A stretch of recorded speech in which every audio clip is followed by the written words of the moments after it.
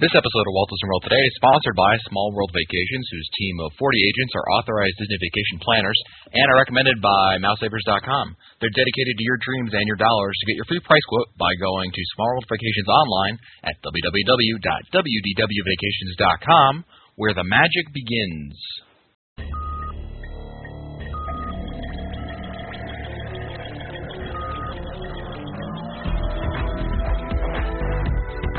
This is Walt Disney World Today. Give us 5 minutes and we'll give you the world. It's Monday, September 3rd, 2007, and this is episode 304 of Walt Disney World Today. I'm Matt Hodgeberg from MGMstudios.org.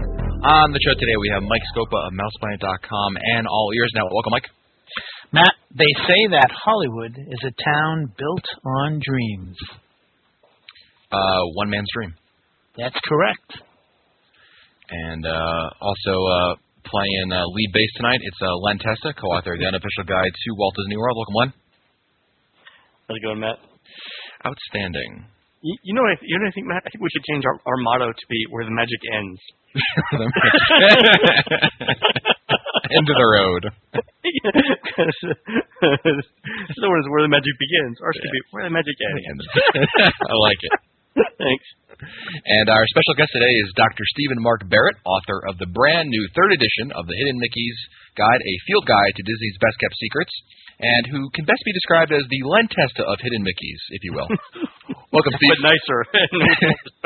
Hello, Matt. Hello, Matt, Len, and Mike. Thanks for comparing me to Len. He is my hero. Oh, my God. You're already on the show, Steve. There's no need to suck up.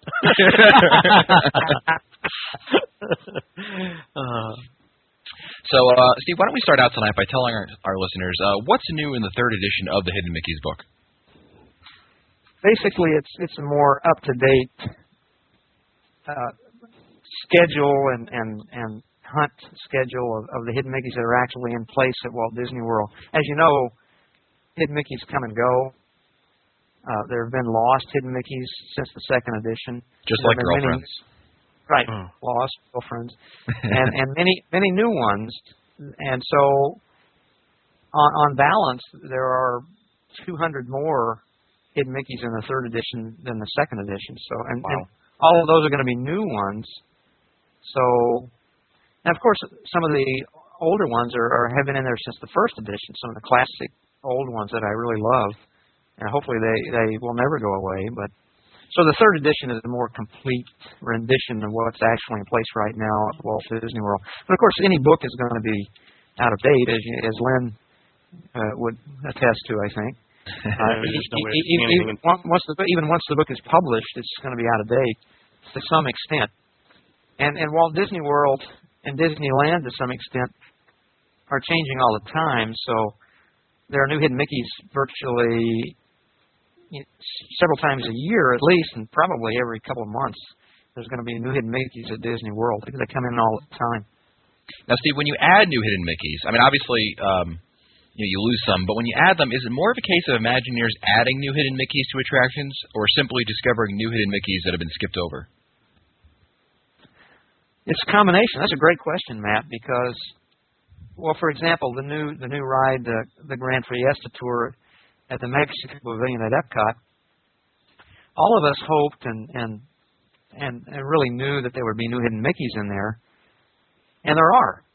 And there's a set of drums, right? Is one? Well, that's really the first one people saw. Exactly, Len. The set of 3 drums on the barge, the Donald Duck barge, about 3/4 of the way through the ride. And folks kept looking, by the way, at the bubbles when you're looking off to the left of your boat, right? When Donald Duck is snorkeling, and there's bubbles all over the place. We were thinking there has to be Hidden Mickey in there, and indeed. Somebody, well, it was Tim Devine, actually, the photographer guy that you probably met at MouseFest. Yep. A great photographer. He caught a really great Hidden Mickey in the bubbles at the Grand Fiesta Tour. A really good Hidden Mickey. I haven't posted it on my website yet, but we knew there would be. Well, we felt there would be one in the bubbles, and clearly Imagineers put one there. So it's terrific. It's hard to see. A hidden Mickey like this that's moving so fast is very difficult to see, but nevertheless, it is there.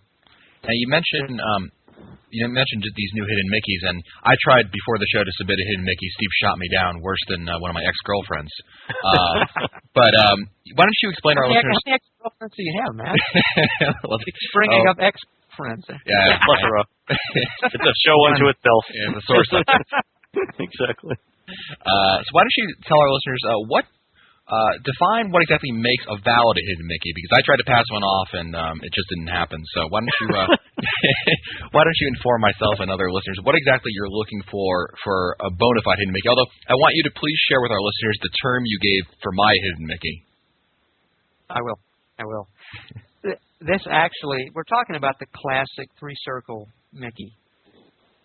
It's been debated for years. Actually, the debate was really intense in the mid to late 90s as to what was a true classic three-circle Mickey. And I've come to believe that first of all, it has to be proportioned correctly. The head has to be larger than the ears. And I believe that if an Imagineer or an artist purposefully is going to put a hidden Mickey, they're going to draw it proportioned. They know what makes it look. So there's no debate, right? If an artist is going to do it, there's not going to be much debate over whether it's. Well, it may be right? distorted somewhat. In other words, sometimes like at the carpet in the entrance of the Rock and Roller Coaster, when the tile turns to carpet, there's some distorted circles in that carpet. It's like a psychedelic effect, and I debated on that for a while, but I think it's a pretty good hidden Mickey. The head's not completely round, the ears are not round, but they're proportioned properly, and the ears are in the proper position on the head, and they touch. So I think that's a good hidden Mickey. The proportion is what's really important. Mm-hmm. And the way I like to describe this is, and talking about Rock and Roller Coaster is the entrance tile, that people really like those circles in the tile as a hidden Mickey, and but actually they're all the same size. And again, I've heard that the tile artists, when they were laying the tile in the entrance to Rock and Roller Coaster, were told to put a Mickey in the tile, and that's all. And I was told that that's the best they could come up with, 3 equal circles.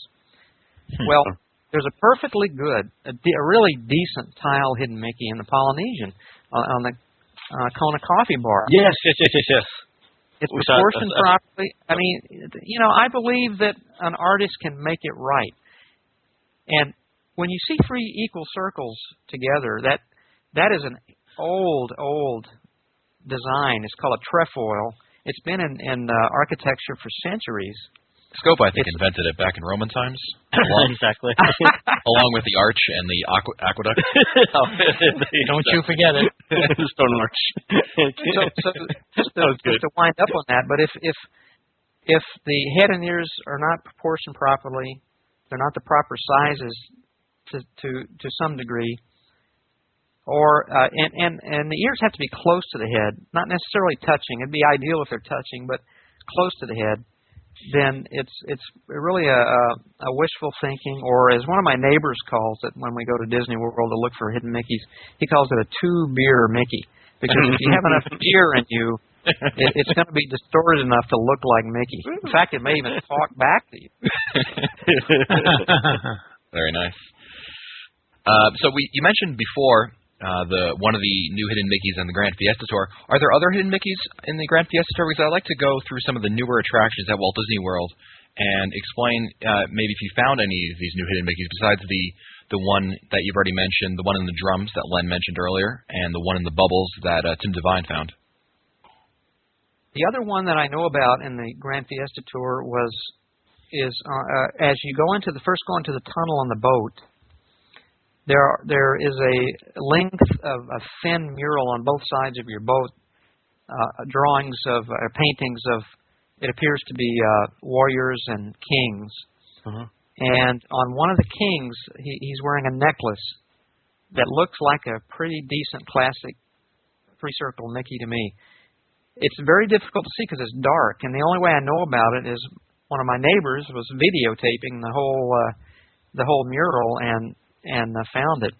So I don't know if that's really a fair hidden Mickey. I mean, I like to put ones in the book and on the website that actually the usual guest can see if they know where to look without extra lighting, you know. Yeah. But it appears to be a pretty good hidden Mickey to me. I don't know if it's purposeful or not. That's one thing I don't.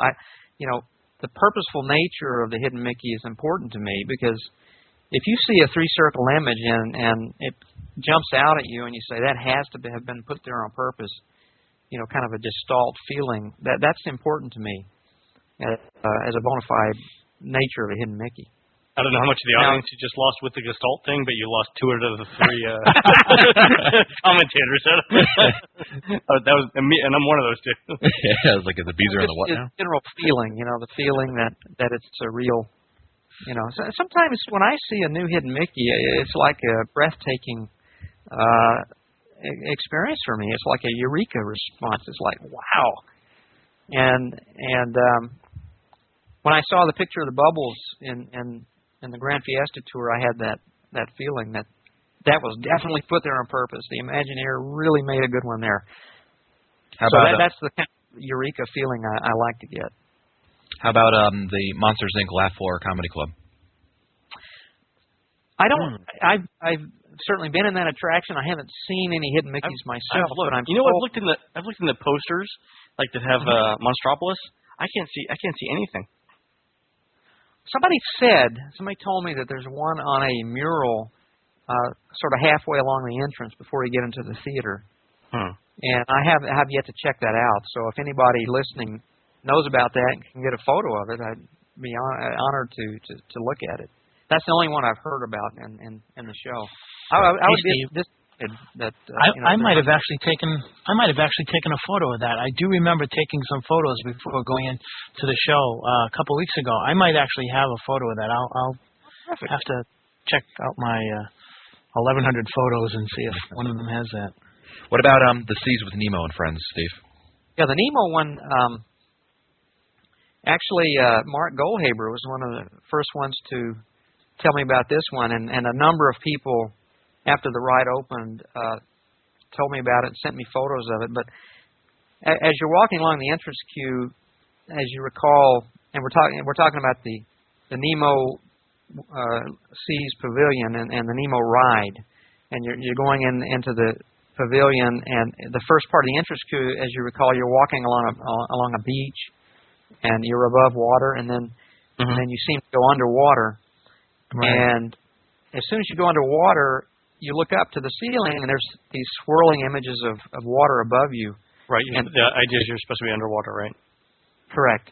And if you look at the right, as soon as you enter that part of the queue, if you look to the right corner above you, there are 3 circles that at the correct vantage point, look like a great classic hidden Mickey.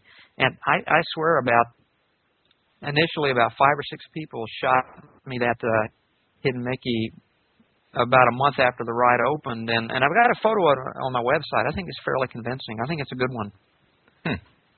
Now, as far as on the ride, I've heard about a number of ones when you're in the Clammobile. Really? But I haven't really seen a really good one in the Coral or. I'm seeing one on. I found one on Deb's website. It's definitely. I mean, this is no 2-beer hidden Mickey right here. I mean, this is a bunch of rocks that have been purposefully. I mean, they're not only are there 3 rocks. It's not like 3 rocks together. Like if they took rocks and made like 3 circles and combined them. If it's not a hidden Mickey, I don't know what is. I believe you. I'd like to see that one. It's on Deb's website? Yeah, I just sent you a link to it, Steve, and you can check it out. That one definitely looks like a hidden Mickey. Thanks, Rain Man Len. No problem. Definitely. Other than these ones that you mentioned, Steve, no other confirmed ones yet. In those particular rides, no. Yep. Now, I did hear 2 people have written me about a hidden Mickey they saw in the Manatee Tank. At the bottom of the Manatee Tank, you have to look over into the water, and there's evidently some rocks at the bottom of the Manatee Tank. Are you sure those are rocks? the manatees, got to do its business. Right. So we'll have to see if that stays around, and or if it's manure, if it solidifies into a hidden Mickey. Oh, these animals are getting so clever these days. They're trained by their corporate masters. That's funny. So, Steve, let me ask you this question: What attraction has the most hidden Mickeys? Well, the single place treasure trove of hidden Mickeys is a conservation station in Animal Kingdom, Rafiki's Planet Watch. I forget how many are there. I may have 50 or 60 in the third edition. Wow. That are there. But that is a wonderful place to go to look for hidden Mickeys.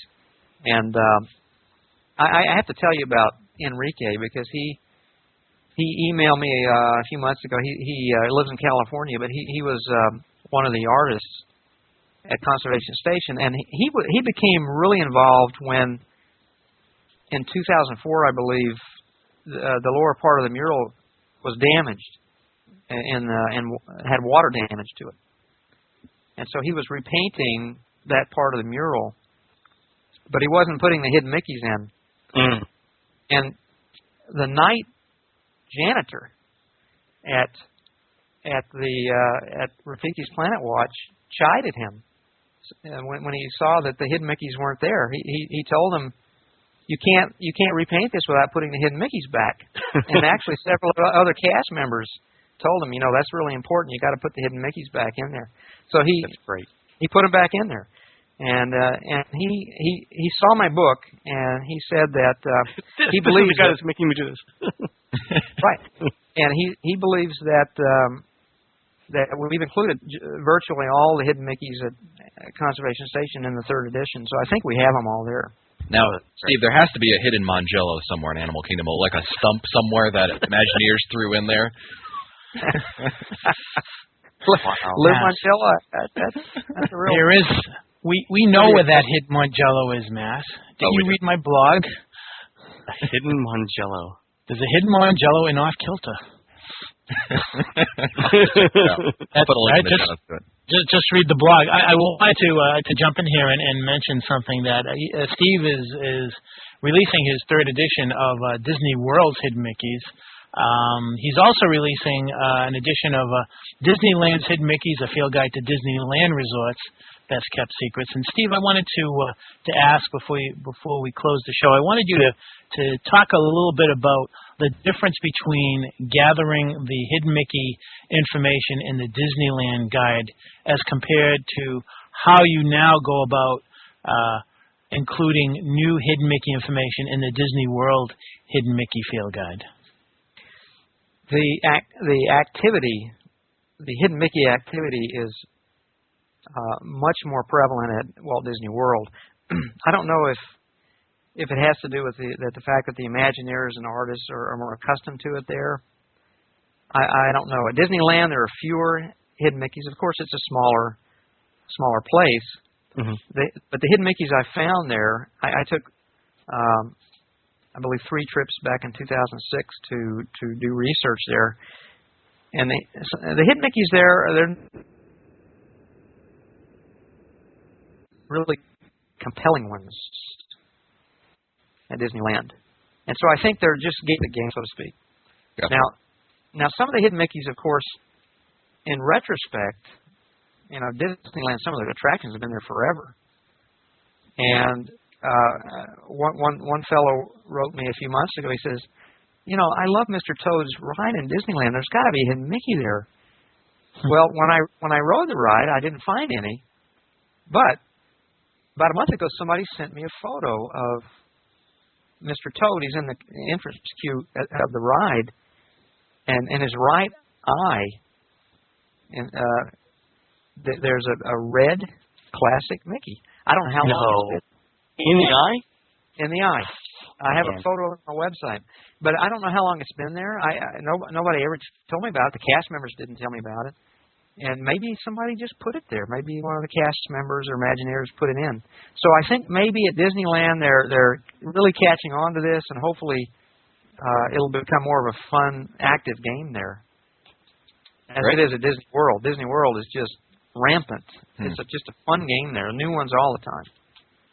Well, we thank Steve for coming on, and of course you can find Steve's books at booksellers anywhere. It's also in the parks. They sell Steve's books, so you can find it over there. We'll put a link in the show notes to purchase Steve's books, along with links to some of other Steve's books. Steve also has a book about the parks in general. I'll put a link to that, and also visit Steve's website at www.hiddenmickeysguide.com. And again, this episode of Walt Disney World Today has been sponsored by Smart World Vacations, whose team of 40 agents are authorized Disney vacation planners, and they're recommended by MouseSavers.com.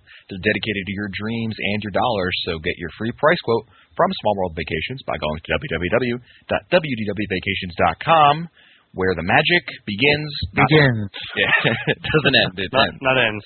And if you want to find our older episodes, read our show notes, or send us your comments, you can visit the Walt Disney World Today website at www.wdwtoday.com. You can also email us at questions@wdwtoday.com. For Lon Testa, Mike Scopa, Mike Newell, and Steve Barrett, I'm Matt Hochberg. We'll see you on the next show.